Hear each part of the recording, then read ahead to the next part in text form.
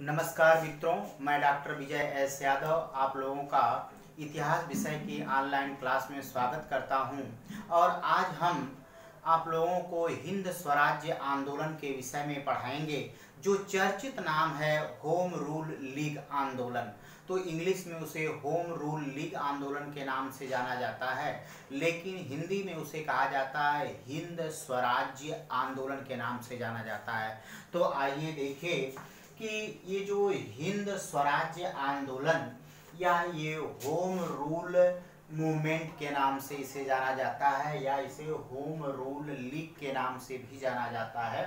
तो देखिए कि ये जो आंदोलन है, यह आंदोलन से पूर्व अगर ये देखा जाए तो जो भारत में एक आंदोलन चला था स्वराज्य आंदोलन, जिसे हमने आप लोगों को पढ़ाया था, और इससे बाद में एक आंदोलन है असहयोग आंदोलन। तो अब देखिए कि ये जो पूर्व में होने वाला स्वराज्य आंदोलन और बाद में होने वाला असहयोग आंदोलन के मध्य एक जो अपने रंगमंच पर यानी आंदोलनों के रंगमंच पर स्थापित होने वाला यह होम रूल लीग आंदोलन काफी जो है कि प्रसिद्ध रहा आंदोलन। तो देखिए इस आंदोलन का जो यह जो है कि प्रभाव था या आंदोलन जो लिया गया था, यह आयरलैंड से इस आंदोलन को लिया गया था, ग्रहण किया गया था। तो देखिए कि इस तरह से यानी कहा जाता है कि इस आंदोलन को शुरू करने वाली श्रीमती एनी बेसेंट थी, लेकिन श्रीमती एनी बेसेंट एक विदेशी महिला थी, आयरिश महिला थी। और यहाँ आप देखते हैं कि तो उनकी विदेशी भाषा थी और वह भारत में उनकी भाषा का लोगों में उतना प्रभाव नहीं था, जबकि बाल गंगाधर तिलक भारत में ओजस्वी थे, एक अच्छे वक्ता थे, उनका आंदोलनकारियों में एक प्रमुख स्थान था।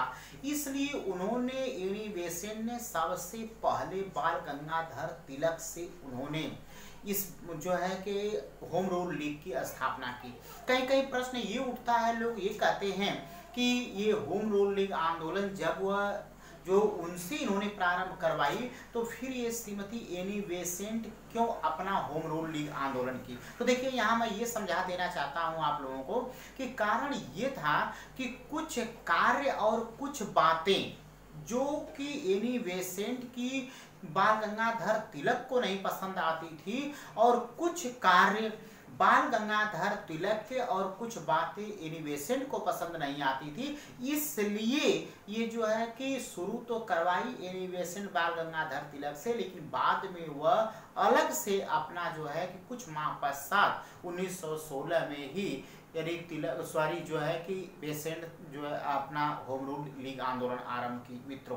तो इस तरह से यानी दो होम रूल लीग की स्थापना की गई, लेकिन बाल गंगाधर तिलक के होम रूल को भारतीय लीग के नाम से जाना गया। देखिए कि अब जो है तो इस तरह से यानी हिंद स्वराज्य आंदोलन या होम रूल लीग आंदोलन, तो देखिए कहीं पढ़ेंगे आप लोग तो वहां ये भी मिलेगा आप लोगों को कि तिलक होम रूल लीग या तिलक होम रूल लीग आंदोलन, उसी तरह से Annie Besant home rule league के नाम से या होम रूल लीग आंदोलन के नाम से।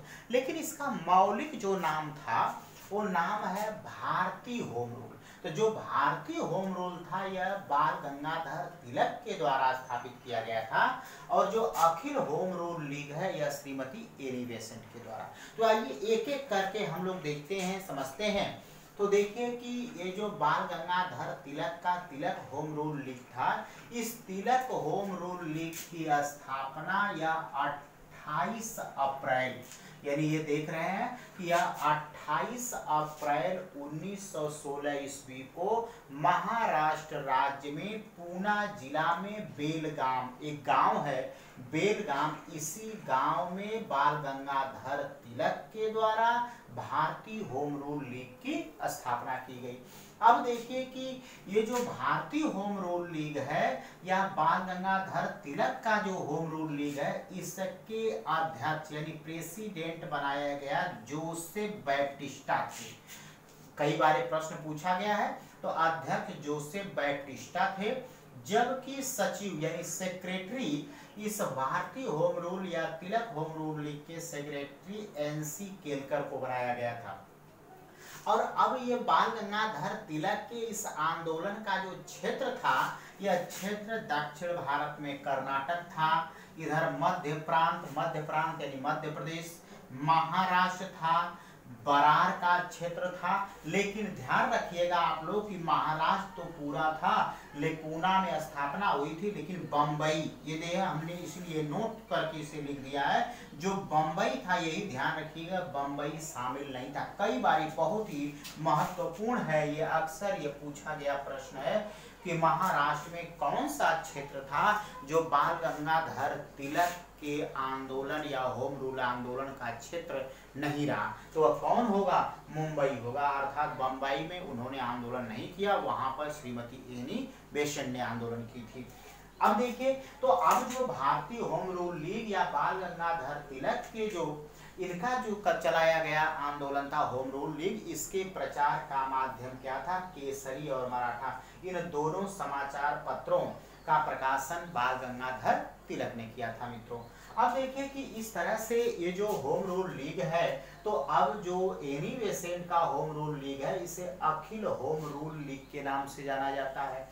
अब ये अखिल होम रूल लीग की स्थापना श्रीमती एनी बेसेंट के द्वारा 1 सितंबर 1916 ईस्वी में मद्रास में की गई थी। तो देखिए ये पहले अप्रैल में, तो अप्रैल के बाद अप्रैल, मई, जून, जुलाई, अगस्त, सितंबर, तो यानी जो है कि 6 माह पश्चात स्थापना हुई थी। 5 माह के बाद 6वें माह में यानी एनी बेसेंट ने मद्रास में अखिल होम रूल लीग की स्थापना की। तो अपने अखिल होम रूल लीग की स्थापना भी श्रीमती एनी बेसेंट आयरिश महिला थी, उन्होंने की, और ये अध्यक्ष भी रही, स्वयं अपने अध्यक्ष भी थी। और ये सचिव secretary Akhil Bharatiya home rule league का इन्होंने जॉर्ज अरुडेल को बनाई थी, यानी ये सचिव के पद पर जॉर्ज अरुडेल थे। और क्षेत्र जो था यानी तिलक का क्षेत्र छोड़कर, यानी तिलक होम रूल लीग का क्षेत्र जैसे कर्नाटक है, मध्य प्रांत है, बरार है और महाराष्ट्र का क्षेत्र छोड़ करके संपूर्ण भारत में इस अखिल होम रूल लीग का ये क्षेत्र था, इसमें आंदोलन किया गया था। अब देखिए इनके अखिल होम रूल लीग या एनी बेसेंट के जो है कि इसका प्रचार का माध्यम क्या था, तो उनका समाचार पत्र कॉमनवेल्थ एवं न्यू इंडिया बहुत बार प्रश्न पूछता है, ये दोनों समाचार पत्र श्रीमती एनी बेसेंट के थे। तो इस तरह से इन दोनों समाचार पत्र इनके जो अखिल होम रूल लीग के प्रचार का माध्यम था।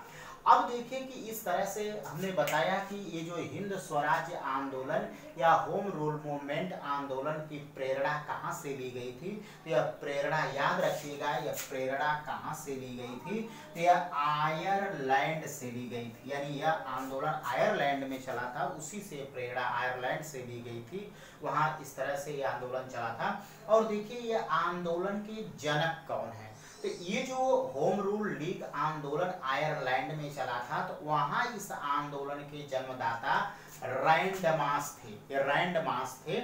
इन्होंने जो है कि वहां यह आयरिश आंदोलनकारी थे, इन्होंने इस तरह का आंदोलन चलाया था वहां आयरलैंड में। तो उसी आंदोलन से प्रेरित होकर के एनी बेसेंट ने भारत में भी आंदोलन चलाया था, वहां भी आपसी सरकार के लेकर के, सरकार के कार्यों को लेकर के आंदोलन चलाया, तो वही मुद्दा यहाँ भी ब्रिटिश सरकार के विरोध में था।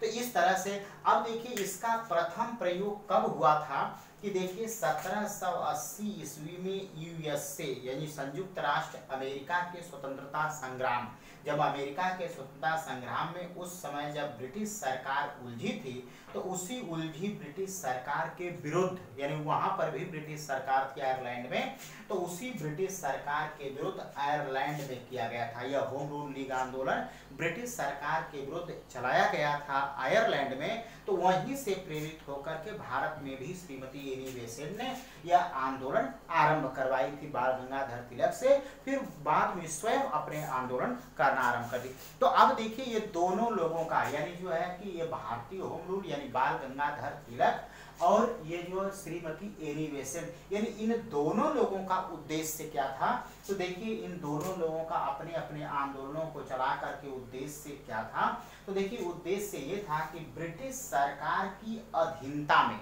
यानी ब्रिटिश सरकार की अधीनता में,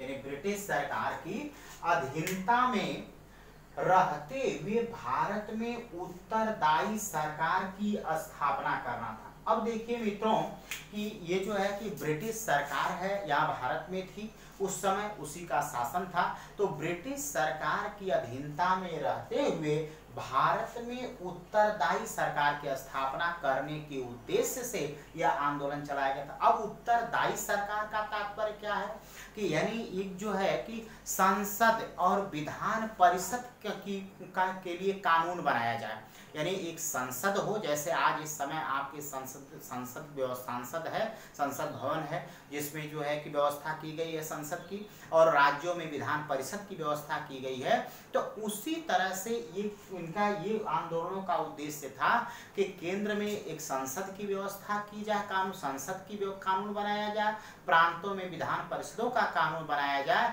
और जन समुदाय के द्वारा प्रतिनिधियों का चुनाव किया जाए। जैसे आज जनता द्वारा चुने जाते हैं उस तरह के चुने जाए प्रतिनिधि और स्वशासन भारतीयों का हो, अर्थात अब भारतीय इस तरह से चुनाव हो और उसमें भारतीय भी अपने जो है सरकार में प्रतिनिधित्व चुने जाएं और वो लोग अपना स्वशासन चलाएं।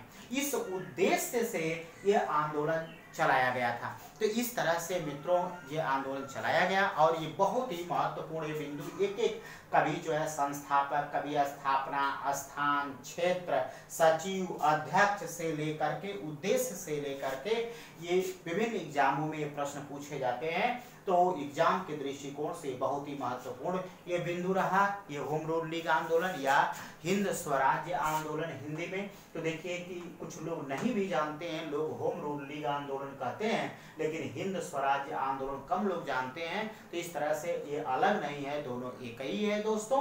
तो ये आप लोगों को हमने समझाया और उम्मीद करता हूँ कि ये समझ में भी आया होगा। तो मित्रों आप लोग जो है कि अधिक से अधिक आप लोग जो है कि इसे सब्सक्राइब करिए, लाइक करिए और अपने मित्रों दोस्तों को सभी लोगों को ये बताइए कि वो लोग भी चैनल से जुड़ें और सब्सक्राइब करें, लाइक करें। और इस तरह से हम विभिन्न बिंदुओं को पढ़ाएंगे और जल्दी ही जो है 1-2 दिनों में 3 दिनों में मैं लगा हूँ, जल्दी ही व्यवस्था हो जाती है। तो फिर मैं पुनः जो आप लोगों को प्रतिदिन जो 1 घंटे लाइव क्लास पढ़ाऊंगा और जो पहले मैंने पढ़ाया था लाइव क्लास में आप लोगों को वही मुगल काल में अकबर के काल तक वहाँ से आप लोगों को आरंभ करूँगा और लगातार क्लासेस आप लोगों की चलेंगी, क्वेश्चन सॉल्व कराएंगे। अभी ये शुरुआत मैंने किया है, धीरे धीरे व्यवस्थाएं सही हो जाती हैं तो फिर आगे जो है बढ़ाऊंगा और आगे कार्य करूंगा, फिर क्वेश्चन भी सॉल्व कराऊंगा। बस आप लोग जुड़िए और अधिक से अधिक लोगों को जोड़िए, क्योंकि आप लोग ही प्रेरणा स्रोत हैं और आप लोगों के ही सुझाव पर बहुत से आप लोगों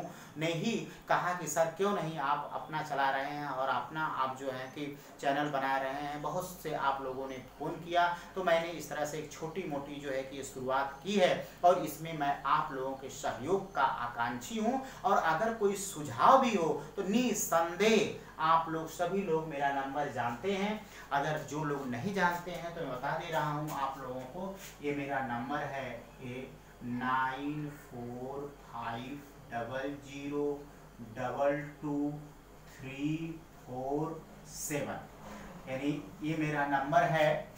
व्हाट्सएप नंबर भी है 9450222347 है। इस नंबर पे आप लोग कॉल करके मुझे जो है कोई सुझाव होगा, कोई इसमें कमी होगी तो उसे भी आप लोग बताइएगा। मैं निसंदेह उसे सुधार करने की कोशिश करूंगा। जैसे कि पहली 1-2 वीडियो में थोड़ा सा जो है प्रकाश की कमी थी तो आपके 1-2 मित्रों ने बताया, जैसे अंकुर वर्मा ने बताया कि सर थोड़ा सा लाइट की व्यवस्था और अच्छी करिए।